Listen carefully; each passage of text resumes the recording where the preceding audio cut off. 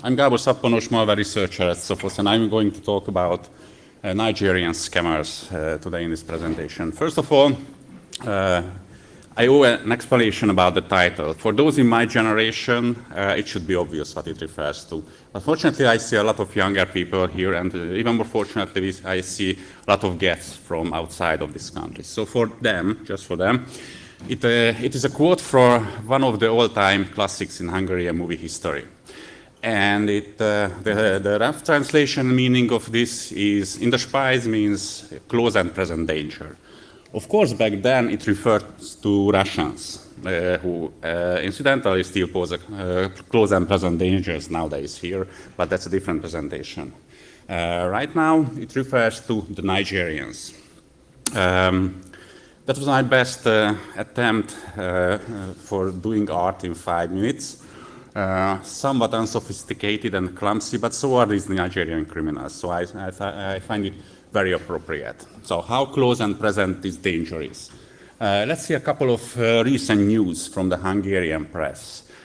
In this case, a Hungarian person was accused of money laundering, a total sum of about $400,000 for foreign criminal partners. So this is just a general article for you, but if you know the telltale signs, like the foreign criminal partner gained access to the email system of a Canadian company, there he was observing the email flow for a longer period of time, and then issued a fake invoice and stole the money, and the Hungarian person was used as a money mule for that. I mean, if you consider these telltale signs, this is a textbook example of a Nigerian business email compromise scheme. So even though the article doesn't mention it, it was quite possibly, or quite surely run by Nigerian scammers, using Hungarians as money mules. And there are a lot of other cases from recent history where Hungarians were used as money mules for similar African-related crimes. These are just a couple of examples from the recent history. So, apparently, this scam is a profitable business. If someone receives an email from a Nigerian scammer that they need money, with a certain chance they are going to get that money. How much money is in this? According to estimations by the FBI, in the past 5 years, $12 billion were stolen from international banking institutions by these business email compromise schemes. So there is a lot of money. Another illustration. Last year, the Nigerian anti-corruption police unit, apparently there is one, though not very successful, they raided an apartment in Lagos, and they found $43 million in cash laying in that apartment. So there is a lot of money in this industry. How come they are this successful? Let's try to understand it. First of all, it is a huge subject, these business email compromise schemes, and I'm not going to talk about everything of it. I'm not going to talk about the simple 419 scams or the email spoofing scams where someone poses as a CEO of a company and wants to initiate an immediate transfer to a bank account, because those are relatively simple and easy to understand and easy to protect against. I'm going to concentrate on the more difficult and more difficult to understand and more difficult to handle cases where the case involves actual compromise of the victim's computer systems. And also, I'm not going to talk about the miserable obsec of these Nigerian guys. Usually when you are going after criminals like this and trying to find out who they are, you are searching for breadcrumbs that they are leave behind and try to follow them. Now with these Nigerians, it's not breadcrumbs. It's a 3-lane highway with all the traffic signs and lines showing in their direction. So they leave a lot of trucks behind them. But I won't touch that.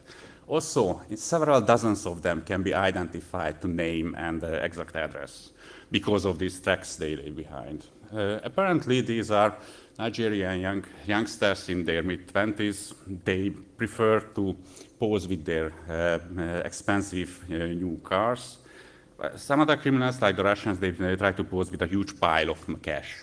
Nigerians prefer to do it with the cars, but I'm not going to talk more about them and identify them. Also, one interesting aspect, seeing the attempts of grey hat researchers trying to gain access to the servers owned by these scammers to get information for them. So they are trying to use some command injections, file upload vulnerabilities, SQL injections to get their data. It's also an interesting thing to note, but this presentation is not about all these. Instead, what I'm going to talk about are the business email compromise schemes, which lead to payment diversion fraud. It's a very specific and sophisticated scheme that these Nigerians are running, and I try to give a good understanding for you of that scheme. So as a security researcher, my prime objective in trying to understand criminals is to figure out how are they organized, what's the scheme they are running, what are the tools that they are using. Because if I know that, if I understand that I'm much better prepared to defend against them. So let's try to understand first what this payment diversion fraud consists of. It is a diversion of a normal business transaction. So first, let's see how a normal business transaction looks like. There are two parties in a business transaction. There's a manufacturer who produces some goods, and there's a buyer who has some money, and they want to exchange that. So the buyer sends an inquiry, I want to buy 30 boxes of that stuff you have. In return, the manufacturer sends back an invoice, it will cost you 30,000. At that point, the buyer pays the money to the manufacturer bank account, receives the goods, and everyone is happy. It's a good transaction. So what happens in the scheme when the Nigerians have already successfully compromised the computer system of the manufacturer, and they are sitting there and have access to their email systems? In that case, they are performing a sort of a man-in-the-middle attack. In fact, it's a needle attack, a Nigerian in the middle attack. So the transaction starts the same. The buyer sends an initial inquiry, I don't want to buy 30 boxes of your stuff, receives the invoice from the manufacturer, pay me that amount of money, and here. And this is the point where the scammers interfere with the flow of the transaction. They have access to the mail system, mail servers of the manufacturers. So using that access, they send out a follow-up email to the buyer, which says that, oh, by the way, for these kind of transactions, we have a separate bank account. So please transfer the money there. So at this point, the buyer is not suspicious because the email is not spoofed. It is genuinely coming from the compromised email system of the manufacturer. So there is no reason for suspicion. Also, it is coming as a 13th response to a longer email thread. Also, it is looking genuine. So there is no reason why he wouldn't pay to that account. And at that point, the criminals or their Hungarian money mules are getting away with the money. So this is the scheme. This is you probably get the point why it is difficult to spot if you are a victim of this crime. There is also an additional difficulty in that. So there are two parties who are on the receiving end of the scheme. One is the victim, whose email system is compromised. That's usually done by installing keylogger credential stealers on their systems. So their systems are infected, but the money is not stolen from them. The money is stolen from the aggrieved party, the buyer, whose computer systems are totally intact. There is no sign of any wrongdoing in his systems. So if you want to build a criminal case in this typical scenario, it is relatively easy to identify the victims whose systems are compromised because the keyloggers are sitting on their computers. So they can be identified, but there is no criminal case until money is attached to it. Until you can prove financial damage, there's no chance you can start a criminal case. But you cannot prove financial damage because you don't see the actual aggrieved parties whose money is stolen. So it is extremely difficult to get the whole picture and build a strong case against these guys. Then let's go to their methods, how they are doing it. As I said, they leave tons of signs and tracks and evidence behind them. And using those evidences, it was possible to reconstruct exactly how they are performing their scheme. So I'm trying to reconstruct with real-life examples taken from these guys. And the thing is, where all this evidence is coming from, these guys are very thorough, and they are very accurately documenting their own procedures. They are running keyloggers against their victims, but they are testing these keyloggers on their own computers. And the logs and the keystrokes and screenshots of these keyloggers, they are storing on very unprotected servers. So it is possible to gain a lot of data about their operation. The main cycle of the operation is that first they generate a keylogger, credential stealer, and in many cases they are packaging with an Office exploit because it's much easier to deploy malicious content using an Office exploit. The victims are much more likely to open a Word document or Excel worksheet or a PDF document received in email than a plain executable. After that, they select the potential targets where they would deliver these keyloggers. And in the next step, they send out the phishing emails containing the keyloggers. They call this process mail bombing in their own communications. Some of the targeted victims will click on the attachment, install the keylogger on computers. They receive the credentials from those systems, and they can log on to their email systems. And at that point, they start looking for invoices that were issued by that company. And when they find it, they send out a follow-up email with an updated, modified bank account number. And then, finally, they take the money. In reality, it is a multi-step procedure because they are not running only a single distribution campaign. They are running campaign after campaign after campaign. And what they are doing, the subsequent campaigns, in many cases, are initiated from the already compromised email accounts. One vulnerable spot in this scheme is the phishing email campaign. It is running, if you are a recipient of an email, and it is coming from an unknown email address or a Gmail email address, that's kind of suspicious. But if it's coming from a compromised email account from another company, from within your industry, you're much less suspicious and more likely to open the attachment. So that's the reason why they are piggybacking their campaigns on each other.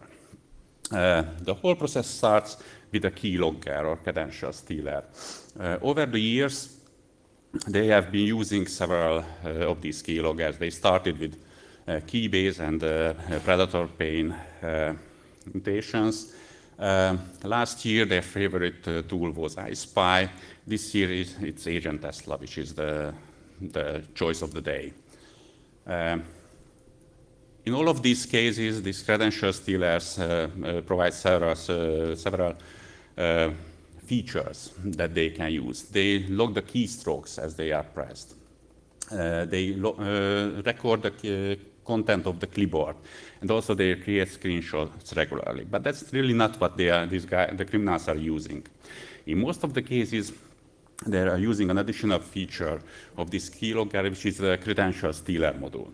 And this credential stealer module goes through the registry database and the data files on the computer and collects all the stored passwords by the email clients or the web browsers for specific websites, and collects the username password combinations from them. And in doing that, the service level of all of these credential TLS is exactly the same because they are using exactly the same third-party utilities for that. Those utilities are from Nearsoft, the browser pass view and mail pass view utilities. So the knowledge level of all of these keyloggers is exactly the same from that respect. Once the credentials are collected, they are submitted to the criminal's servers. And there are several ways of submission. They are using email submission to a predefined email address, or FTP upload or web upload to a server-side PHP panel. In this illustration, here is a config section of the Hawkeye keylogger. Last lines define which submission level is selected. In this case, it is email. And here are the encrypted credentials that are used for the email submission. There are only a handful of generators of these keyloggers, credential stealers, and the antivirus protections tend to detect whatever is coming out of them. So there is an additional layer added on top of that by the criminals, and they are applying several cryptors and protectors in order to avoid AV detection. And nowadays, Agent Tesla is their favorite keylogger, and several different protectors are used on top of them, generating .NET or Visual Basic executable output out of them. In the next step, they are for the delivery, they package with Office exploits the generated keylogger. And over the years, they have used all of the commercially available Office exploit builders, starting for command line tools like AK Builder or UI tools like Anchorlog. Nowadays, the favorite is the old Phantom Cryptor, but that is subject to change as time will go on. At that point, we can reach to the point where we can start to understand the setup of a Nigerian scammer group. The exploit packaged documents are most likely do not contain the final keylogger itself. In a majority of the cases, they only contain a download URL where the keylogger is hosted and the shortcode that would download from that URL. And in a practical example, we have found this malicious document example that was downloading from this URL. And when we opened that website, we have found that there are about 24 other directories on the website. Looking into the content of those directories, each one of them contained a separate executable. And looking into those executables, it turned out that each one of them was a Hawkeye instance. And each one of them was set up to submit to a different email address. So the sample that we found in the Maroke directory was submitted to an email address maroki@afilor.org, and so on for each other directories and samples from that side. All these directories refer to handles or nicknames of participants of this criminal group. Each one of them is a different individual who are working in this email compromise scheme. As we were following this group moving from side to side, new players came in, some of them dropped out. Overall, there were about 50 guys involved in the operation of these groups. And for each one of them, they were distributing their own version of the keylogger. So they were the operators, so to speak, of this criminal group. They worked independently from each other and didn't communicate with each other. With one exception, this central guy, this Asmod, who goes by the handle of Asmod, he was the coordinator or the leader of that group. And he was communicating with all of the other members of the group. As far as we could identify, each one of these handles referred to a different actual real-life person, mostly living in Nigeria. Okay, one notable example. Here are two handles, Ray J and Ray J Bro. Turned out in real life they are brothers. So they were communicating with each other on Skype. The younger one was asking for advice from the older one how to run these scam schemes, and he was helping him with the advice. Now, here is the rough overview of the structure of this group. On top of the group, there is this coordinator guy. He's responsible for generating the keylogger, package it with exploit for each individual member of this group, and then hands out to them. He sets up the distribution sites, the download site, and the drop site for each one of them. And from then on, the operators take over the operation. They select the targets for the email distribution campaigns, run the email distribution campaigns, wait for the credentials, log in to the compromised email accounts, find outgoing invoices and hijack the invoices. And on the bottom of the food chain are the money mules who are collecting the money that were transferred to the criminals' bank accounts. Here is an example of this guy communicating one of the members of the group who is complaining that something is not working with the keylogger, and this guy says, okay, chill out, I'm working on the server infrastructure, I have to take care of the others, I will deal with you later. And then he sets up the email accounts that would receive the stolen credentials. And at that point, when it's all is set up, the operation moves on to the operators who start their part of the cycle. And their part of the cycle starts with selecting the recipients of the email distribution campaign of the keylogger, those who are supposed to be the victims. And first of all, they need to define the possible targets of the campaign, and in that selection, they are selective, very selective in many ways. They are selective geographically. With a particular campaign, they are always targeting one particular geographical regions, usually in Asia. And also they are specific to industry segments. So within the same campaign, they are targeting one industrial segment. So that's how they are running the selection of the targets. They are using Wikipedia to find potential targets, or Google search, searching for companies with a webmail access. Another popular choice for them is Alibaba, which is popular in Asia, where most of their victims reside, or they are using online databases.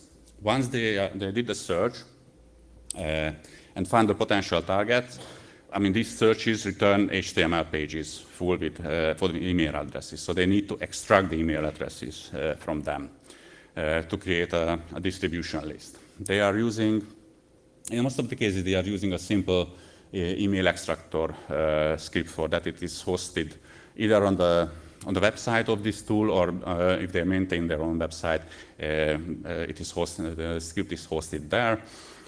What they are doing, this extractor is a simple PHP script. It has a text box. You can copy the HTML page with the email addresses in it, run it, and it spits out the collected email addresses as a row list. Or you can use some of the other tools like Advanced Email Extractor or Bulk Email Extractor, which does the same, just has a UI for it. Or an even more sophisticated tool, AB Bulk Mailer, which automates the entire process, which has specified the keywords that we want to use to find the targets, and run it. It goes through the search engines, and it will spit out the list of the emails where you want to send out the malicious content. As an example of this specific targeting of industry segment, in one case they were targeting mostly India, Indonesia, and Vietnam, and the leather industry in those countries, like producers of raw skins, materials used in processing the raw skins, companies in logistics or packaging of these materials, and also producers of final leather products. So this is what the target list looks like for a specific campaign, and goes from industry segment to industry segment. Once they are done and get a list of potential targets, they send out the malicious documents that would distribute the keylogger to them. In that, they are most frequently using turbo mailer, which is a simple program. You specify the mail content, the attachment, the recipient list that they send out. And it really depends on the operator how many targets selects for a specific campaign. It can vary from a couple of dozen up to 75,000 in an extreme case, as illustrated there. They might be using Gamma mailer, which is a more fancy tool doing the same. Or in some cases, they are hosting the mailer script on their own server again, and they are running it from there. In this case, they were targeting some US military targets, not for political reasons, but for monetary. These guys are not into politics. Or, as I mentioned previously, they are using the already compromised email accounts for doing that. They can do that with a turbo mailer or the other tools. They can specify the SMTP server from there, and they could use the server of the compromised systems. But in many cases, they just log into the webmail system of that compromised server using the credentials that were already stolen in a previous round. Open the email client, the email, and send out the next round of phishing emails. There is one problem with this approach, though. It is a high maintenance approach. If you are using this method from a compromised email account, all of the sent out messages will be in the send mail folder. You have to take care of that. Also, there will be some bounces back because some of the recipients are using antivirus protection, which detects the malicious document that was to be used to deliver the payload. So you get these bounce back messages. Also, when they are collecting the potential targets' email addresses, not all of them are still working. So a lot of messages bounce back. The sandbox and the inbox are filled with these messages, and if the real owner of the email account would log in and look there, they would immediately spot that something fishy is going on. So they have to log in, check the inbox, and delete all of these messages. That's why it's a high maintenance method, because they have to keep log in again and again into the same account and take care of deleting all of the signs that's behind them. Anyhow, at the end of the infection cycle, they send out the keylogger. Some of the victims click on it and execute it. It is executed on their system. And it starts to collect keystrokes and credentials, and it sends back to the drop site. And when the operator starts to work on it, in his email box on the drop site, he has a lot of emails coming from the keylogger, which contains credentials collected from the infected systems. And he uses the credentials to log into the email systems of the compromised companies. And here comes the next step, hunting from the sent out invoices. One of the methods they are using, they set up mail forwarding rules. Like for all incoming messages, if they contain the keyword payment or invoice, they forward it to their addresses. Another, even more brute method is just search the inbox for any message that contains payment. Okay, they located the outgoing payment. It is usually in PDF form. And the next step is create an updated invoice with a modified bank account number. For that, they are using the original genuine invoice that was sent out, and they just modify it. So in a more sophisticated way, they are using a PDF editor like Nitro Pro to modify the content of the PDF file. But in most of the cases, don't bother with that. They convert the PDF file to a JPEG, one of the online converters they are using, and then open it with a highly sophisticated Windows Paint picture editor, and they just type in the new bank account number, go back to the website, convert it to the JPEG back to PDF again and send it out as the updated invoice. Here is an example of such an invoice. So it looks genuine, right?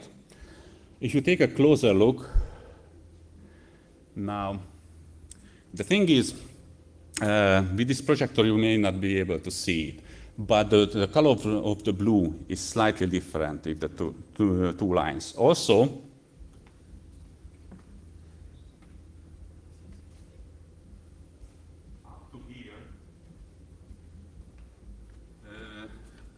up to that point, there is a shallow rectangle that you can see in the background.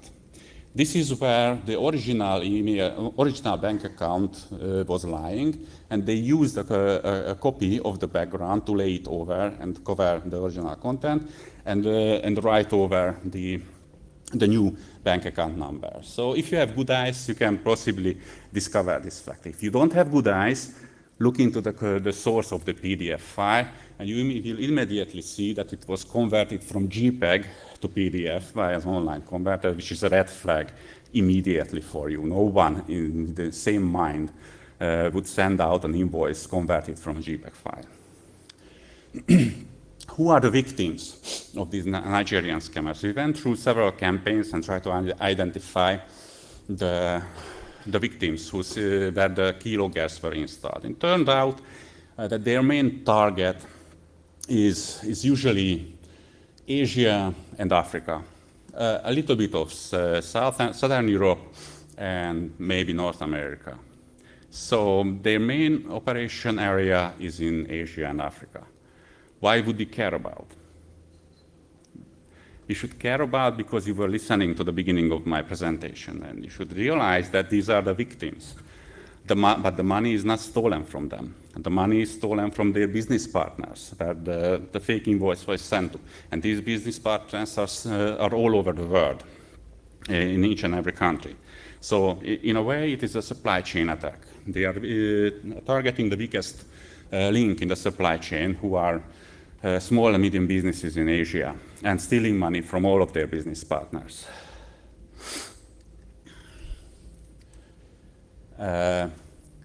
Including Hungary. So this is from a blog from 2 years ago, where an interesting case was described by some IT professional. And I don't know how much you can read it, but it turns out it's talking about a company who received an invoice from a foreign partner in an email message. That email message was a reply to a longer email thread, and that contained a new bank account number where the money would be sent. And afterwards, it turned out that it had nothing to do with the original company or the original partner. It was sent by criminals.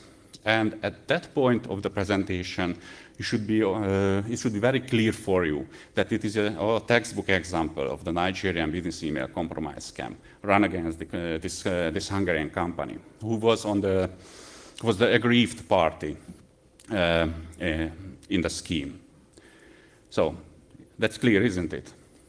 Not according to the repliers on the blog, who made a lot of comments, all of them saying that story is fake. It cannot be happen. It's fake. That's just not how normal business runs. Clearly, readers of this IT security blog had no idea how a business email compromise scheme is executed. There is little awareness in the general public about this scheme. And this was the main motivation for me to prepare this presentation and go here for you, so that you would be prepared when you see a similar scheme.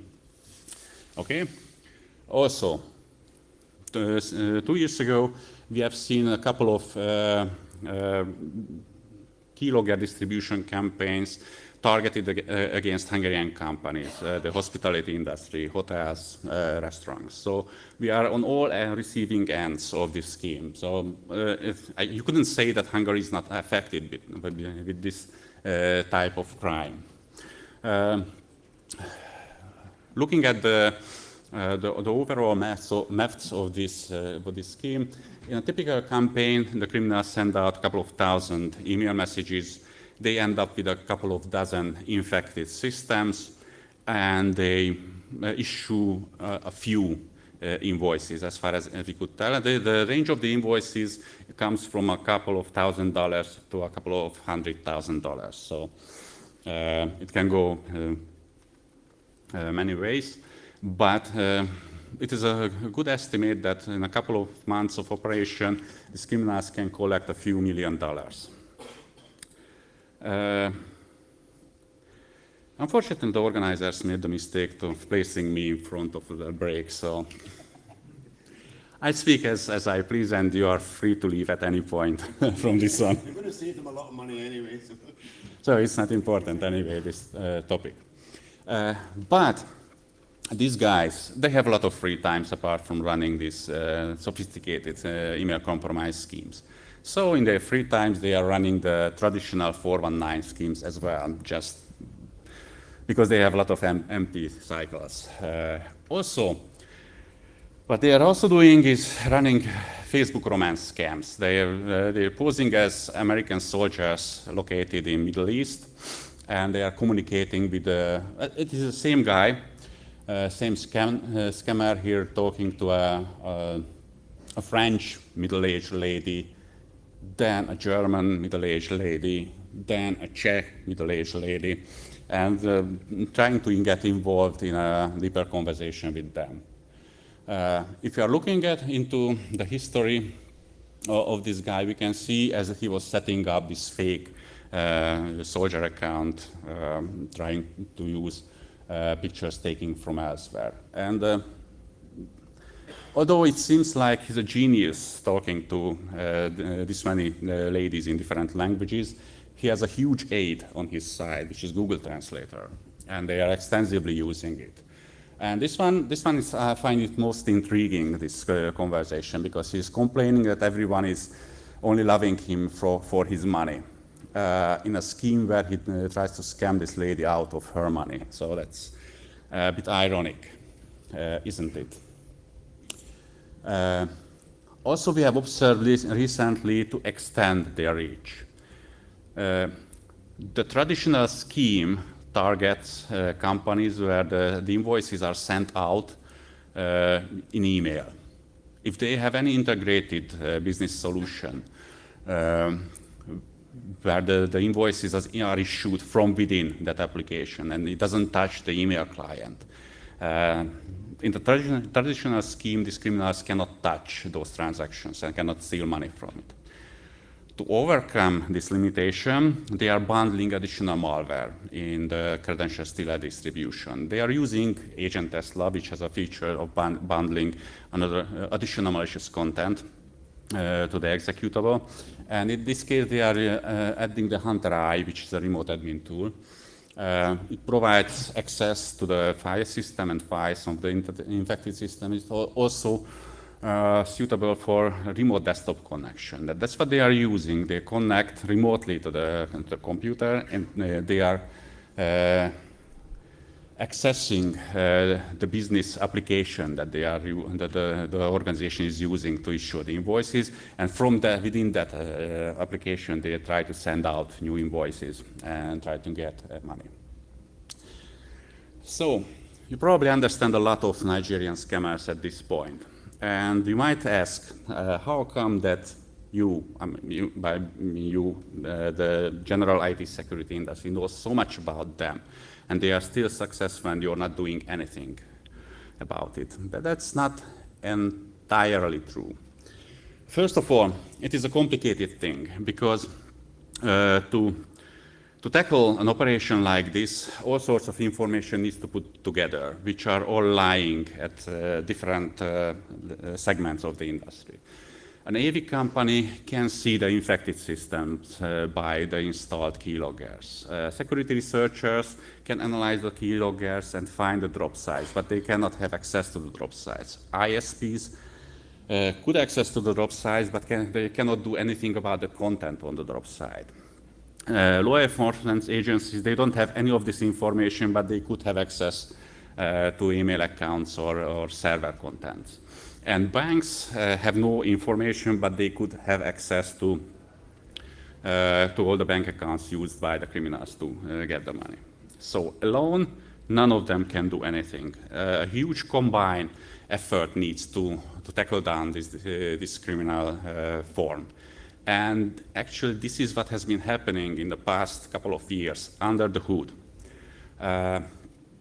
About 4 years ago, a self-organized task force was formed that tried to unite all of the verticals that are needed to fight Nigerian scammers. And during these years, they may have shut down thousands of email accounts, bank accounts, drop sites, phishing sites used by the criminals. So it was a quiet but very successful cooperation. And this week, actually it happened earlier this week, this cooperation was awarded by the John Falk Award and to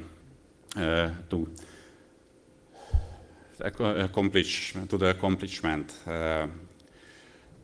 for all the hard work that has been going on. And